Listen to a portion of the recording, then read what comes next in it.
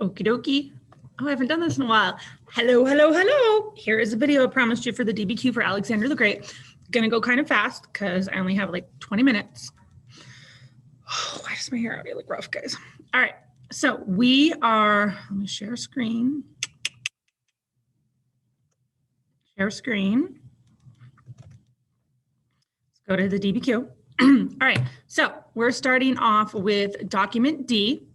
So with our highlighter, and you are expected to highlight, we highlight the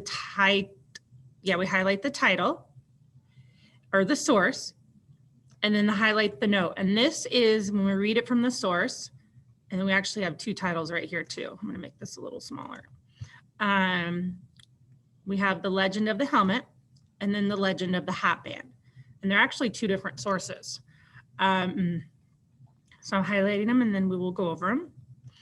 All right, so this source is right here, is by the Lucius Flavius, who we've read about before, Campaigns of Alexander, circa 130 CE. So right away we know, again, that was 300 years after his death. So that makes it a secondary source. All right, we know that. It's like 300 years after Alexander. And note, ancient biographers of Alexander told these stories. They are retold here by Arrian and a modern day historian. True or not in their detail, the stories reveal two sides of Alexander that were probably pretty accurate. Accurate meaning fairly truthful. So let's start with the first one, the legend of the hat. The army was crossing a desert of sand. The sun was already blazing down upon them, but they were struggling under the necessity of reaching water, which was still very far away. Alexander, like everyone else, was tormented by thirst, but he was nonetheless marching on foot at the head of his men.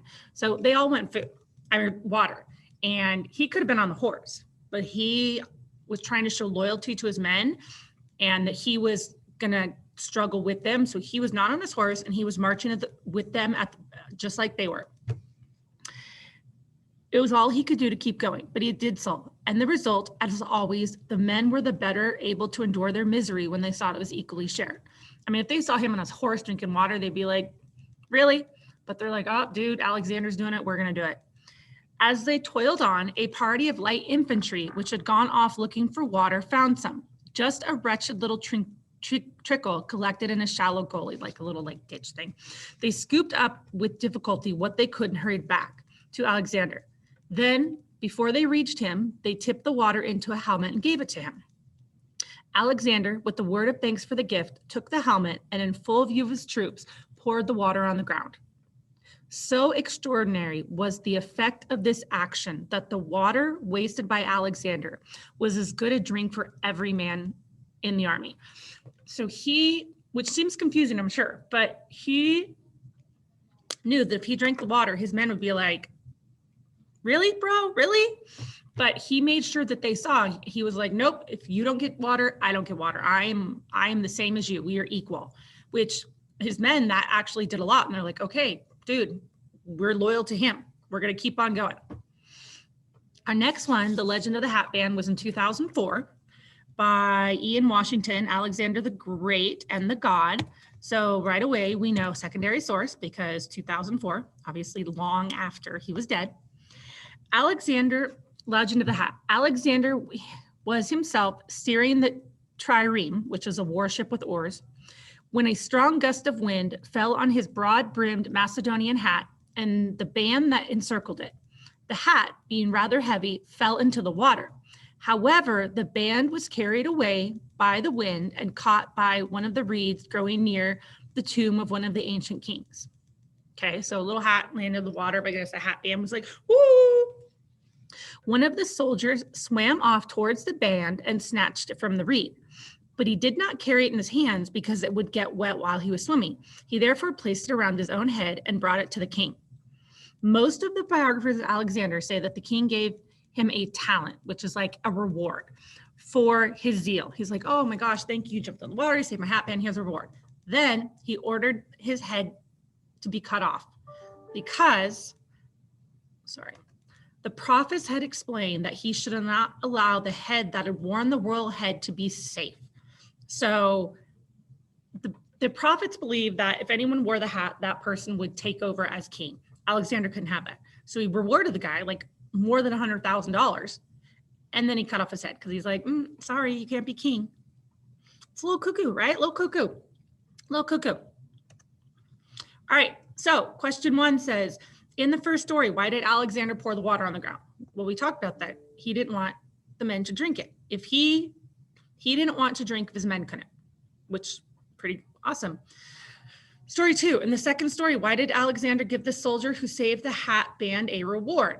And then why did he cut off the man's head? Again, he wanted, and I'm only giving you the answers on this one. The next one, I'm only talk them and you're gonna have to write them down. He wanted to reward the man's loyalty, but he cut off his hat because the prophets believe anyone who wore the hat would become the new king. I don't know. Number 3, how can you use these legends to argue that Alexander was great? Well, obviously he was loyal to his men and generous to his soldiers. How can you use this to argue not great? It's kind of cruel when you cut off a man's head who's just trying to help. So at this point, pause it and then move on. All right, document E. Again, we're going to highlight source. It's a source compiled from various sources right away. No date, no nothing. We know secondary source right away. And then there's a note. Hellenes, right here. Hellenes is what ancient Greeks called themselves, or Hellenes. The term Hellenistic was first used in the 19th century by the historians to describe the period following Alexander when Greek ideas, culture, and spread. So it's like the 300 years after Alexander's death, where even though he was dead, because he traveled so far, a lot of Greek influences, Greek religion, Greek art, Greek music was kind of spreading through like Asia Minor, India, all the places that he had been, right? Because he started all those towns. And so there was Greek influences. All right, Alexander's legacy. The size of Alexander's empire at his death was 2 million square miles, which we talked about yesterday is just about the same size as the US, maybe a little less, but still. Size of the Roman Empire, which one of the greatest empires in the world, was 2.2 million. So it was almost as big as Roman Empire, almost as big as the United States. How long it took him to build this? 11 years. It took Rome like 1,000 years. The United States, we're going on 300. He did it in 11 years when he was in his 20s. Years that Alexander's empire held together after his death, 10, which I thought it was less, but either way, it was 10 years, it was gone. Like all that work, gone. Length of Hellenistic period in the Middle East and Western Asia, that's 300 years. Number of cities founded by Alexander, 70. He's 70 cities founded by him. Estimated enemy soldiers and civilians killed in 4 major battles, 100,000. And these are soldiers and civilians who were just trying to defend their land. That he was like, hey, I'm gonna come conquer you now. It's a lot of death in 4 battles. Religion most directly influenced by Greek art and ritual is Buddhism in India, which makes sense, right? Because we know that he respected Porus after that battle, and so his men stayed there.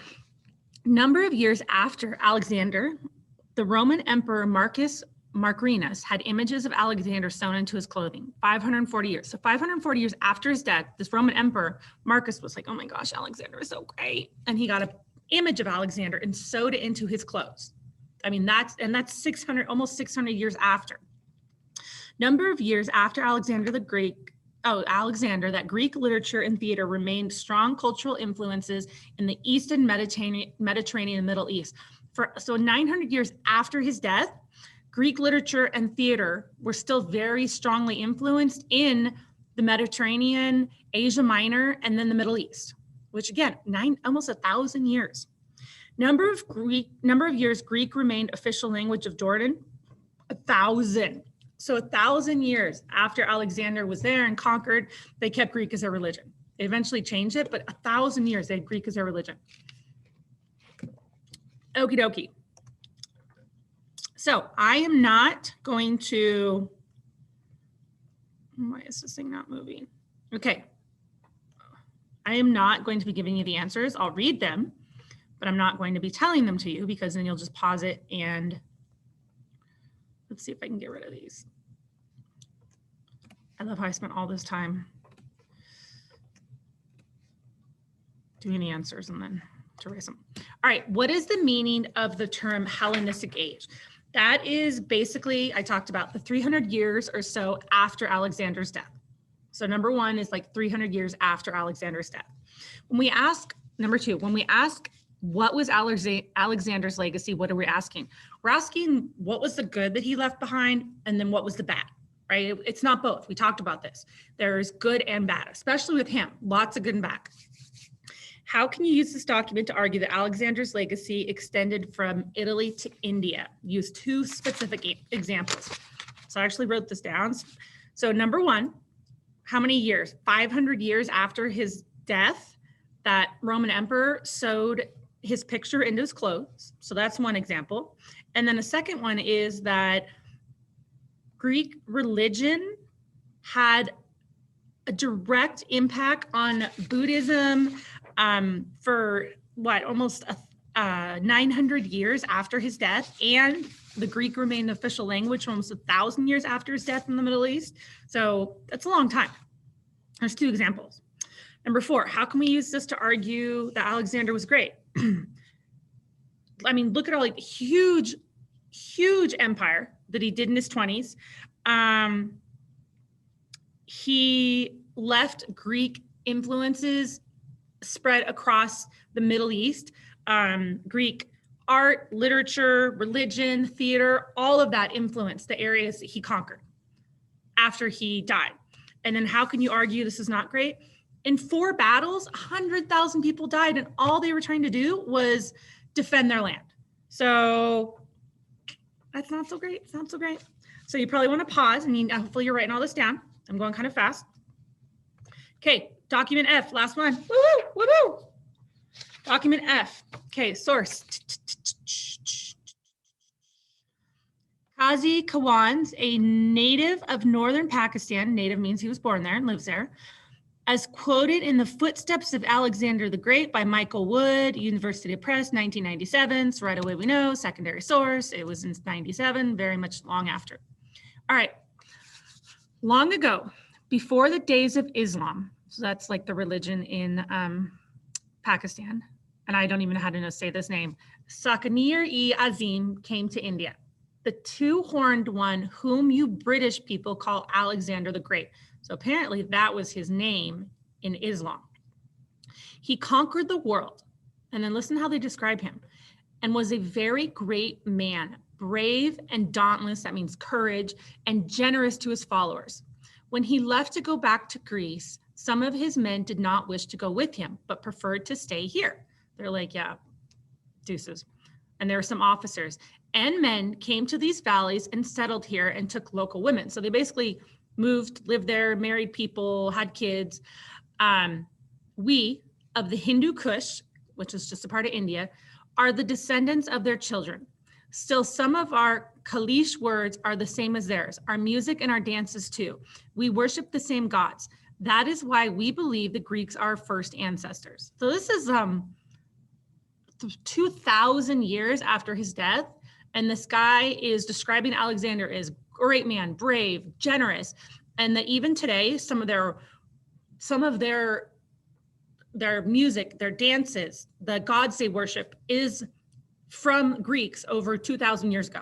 So they are saying, dude, we were descended from the Greeks because they came there, stayed there, had women, had marriages with women and all that. So that's kind of a big deal. All right, here we go. Oh, Ms. Morris, why are you deleting the answers? You're so mean. Maybe I'll leave those two up. We'll see. All right, who is the speaker in this document and what is he speaking? So the speaker is Kali.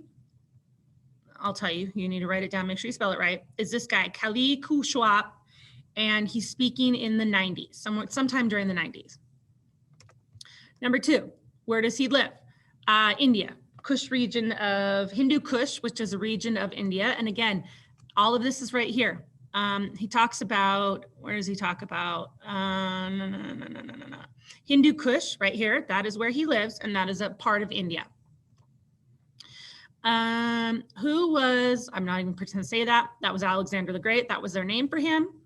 What is the connection between Alexander and Greek words and Kalish today? Well, a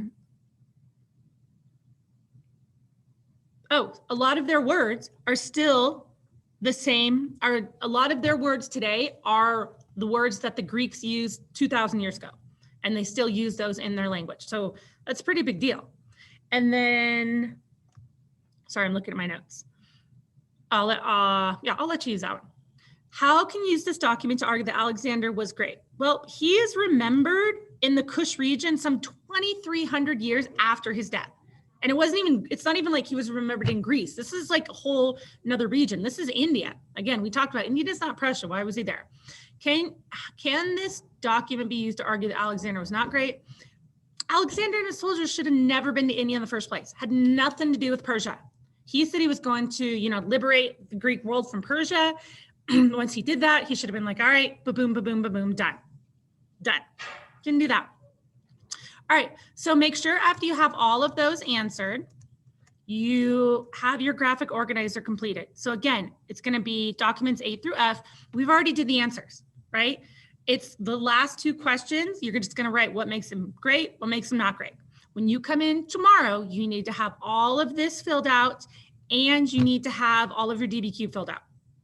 Okie dokie. Stop share. All right, hopefully, yeah, Lavia, you're gonna have to watch this because I didn't write down some of the answers. If you have questions, talk to me on Teams, but have a good day, make a choice to be good people. Deuces.